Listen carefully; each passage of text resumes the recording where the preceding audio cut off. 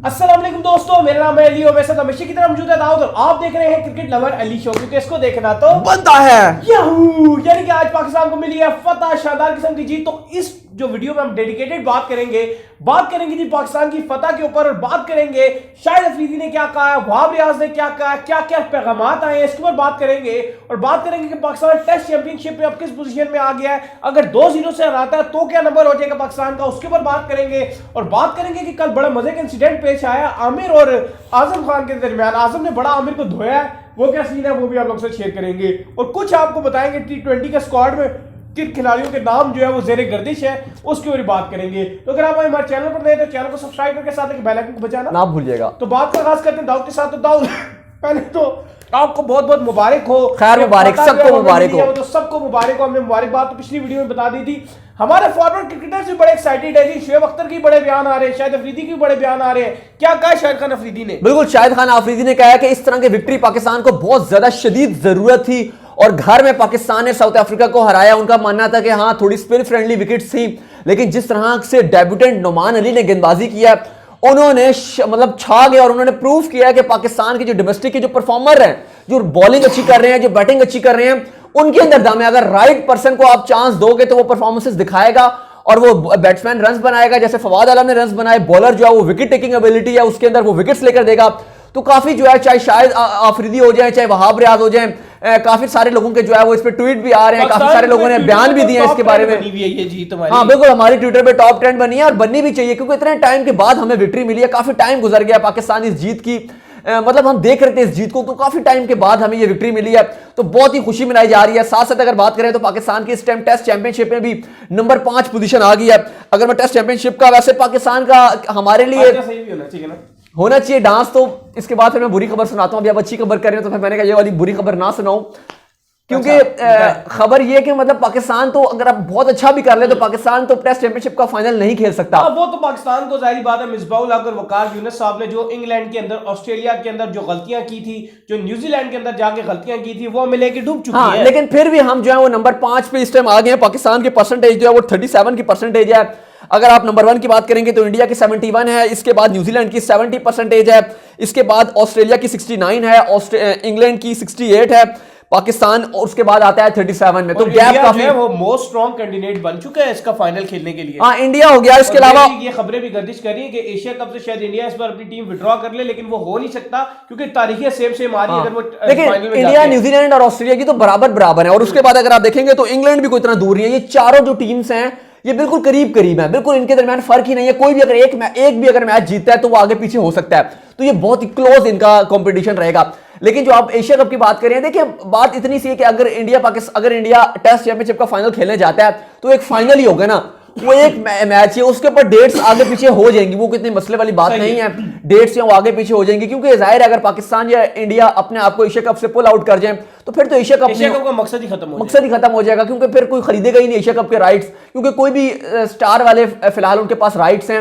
जाहिर बात है श्रीलंका की, बांग्लादेश की, अफगानिस्तान की इतनी ज्यादा मांग नहीं है जितनी पाकिस्तान इंडिया के आपस में मांग, और अब ज्यादा हो गई है। उसकी वजह यह कि आपस में खेलते ही नहीं है, तो वो एक मैच के लिए उन्हें लगता है कि सब कुछ इसके अंदर आ जाएगा, बल्ले हो जाएगी, तो फिर वो बहुत ज्यादा स्पेंड करने की कोशिश करते हैं। बिल्कुल, क्या कहेंगे, बोले। हाँ, तो इसलिए मैं बात कर रहा था बहरहाल पाकिस्तान की, थोड़ा सा नीचे कर दें इसको। हाँ, थोड़ा सा नीचे कर देते हैं जी। दाऊद साहब के जो स्टैंड है इनकी क्या बात है, कहें आप। बहरहाल अगर बात की जाए तो पाकिस्तान को बहुत शानदार किस्म की विक्ट्री मिली है, और अली इसका मैं क्रेडिट जो देता हूं वो मोहम्मद वसीम को देता हूं। जिस तरह से उन्होंने, हाँ बिल्कुल, जिस तरह से उन्होंने सिलेक्शन की, नुमान अली को लेकर आए।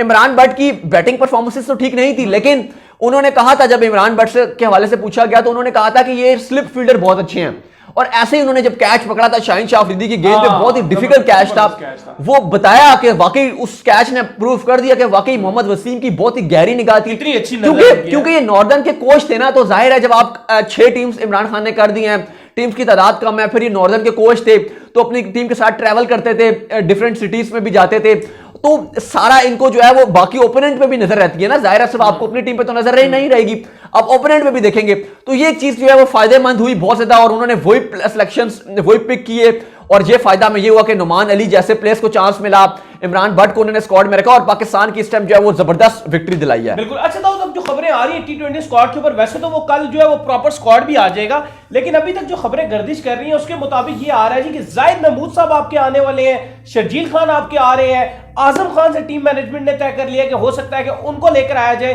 तो यार ये चीज बड़ी जबरदस्त है और अप्रोच बड़ी अच्छी वसीम खान की। और दिशान मलिक जिसकी हमने बात की थी कि न्यूजीलैंड में भी उसको चांस देना चाहिए, खबरें आ रही कि उसको भी स्क्वाड में चांस मिल सकता था। देखिए बिल्कुल, हमने ये पहले ही बताया है कि शर्जील के हवाले से ऑलरेडी उनका डिस्कस हो गया है, अब फैसला कर लिया गया है कि शर्जील खान टीम में आएंगे या नहीं आएंगे ये तो हमें पता चल जाएगा, लेकिन चांसेस यही हैं ज्यादातर कि शर्जील को चांस मिल रहा है। साथ ही हमने आपको बताया था कि रिजवान के साथ जो है वो T20 में जाना इतना पसंद नहीं कर रहे मोहम्मद वसीम, और वो चीज चाह रहे हैं कि आजम खान को T20 में कीपिंग कराई जाए क्योंकि उनकी बैटिंग बड़ी अच्छी जा रही है।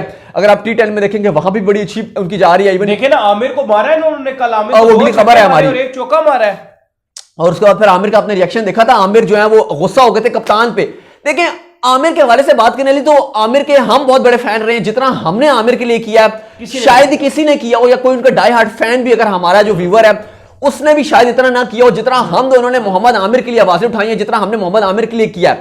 लेकिन क्या मोहम्मद आमिर हमारे साथ सिंसियर हैं, मतलब हमारे जो उनके फैंस हैं क्या उनके साथ मोहम्मद आमिर सिंसियर हैं? शायद नहीं, क्योंकि हम जितनी आवाज उठाते हैं, मोहम्मद आमिर के फैंस जितना कमेंट्स में जोर लगाते हैं, पीसीबी को गालियां देते हैं कि ये कर दिया वो कर दिया। देखें मैं ये नहीं कह रहा कि मिसबा ठीक है या वकार ठीक है, वो अपनी जगह गलत है, लेकिन क्या मोहम्मद आमिर अपनी जगह ठीक है? वो कहते हैं मोहम्मद आमिर की एक जो सबसे बुरी बात मुझे लगती है, वो कहते हैं जो मेरा फैन होगा, जो मुझे बहुत पसंद करता होगा, वो मेरी इस रिटायरमेंट के डिसीजन को रिस्पेक्ट देगा। और भाई आप मुझे ये बताओ कि जो आपसे प्यार करता है वो कैसे ये कहे कि आप रिटायर्ड हो जाओ?